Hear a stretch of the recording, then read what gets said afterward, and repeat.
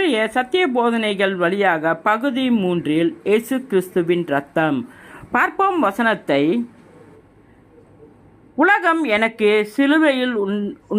சிலுவையில் அறைந்து உண்டாயிருக்கிறது, நானும் உலகத்திற்கு சிலுவையில் அறை உண்டாயிருக்கிறேன். கலாத்தியர் 6வது அதிகாரம் 14வது வசனம். கிறிஸ்துவுக்கூட சிலுவையில் அறையப்பட்டேன், ஆயினும் பிழைத்திருக்கிறேன். இனி நான் அல்ல, கிறிஸ்துவே எனக்குள் பிழைத்திருக்கிறார். கலாத்தியர் 2வது அதிகாரம் 20வது வசனம். நான் இப்பொழுது மாம்சத்தில் பிழைத்திருக்கிறதோ, என்னில் அன்பு கூர்ந்து எனக்காக தம்மைத்தாமே ஒப்பு கொடுத்த தேவனுடைய குமாரனை பற்றும் விசுவாசத்தினாலே பிழைத்திருக்கிறேன். கலாத்தியர் 2வது அதிகாரம் 20வது வசனம். என்னை இந்த பொல்லாத பிரபஞ்சத்திலிருந்து விடுவிக்கும்படி இயேசு கிறிஸ்து என்னுடைய பாவங்களுக்காய் தம்மை தாமே ஒப்பு கொடுத்தார். கலாத்தியர் 1வது அதிகாரம் 4வது வசனம்.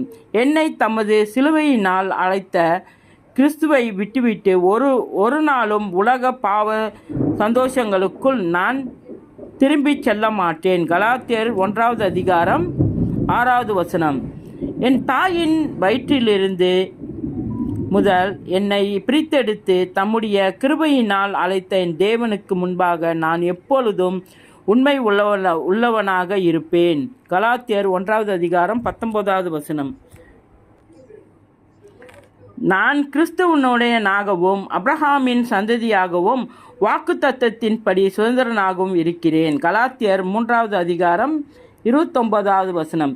இயேசு கிறிஸ்துவனுடைய கிருபையின் ஐஸ்வர்யத்தின்படி அவருடைய இரத்தத்தினாலே பாவ மன்னிப்பாகிய மீட்பு எனக்கு உண்டாயிருக்கிறது. எபேசியர் 1வது அதிகாரம் 7வது வசனம். கொலேசியர் 1வது அதிகாரம் 14வது வசனம். இயேசுவின் நாமத்தில்.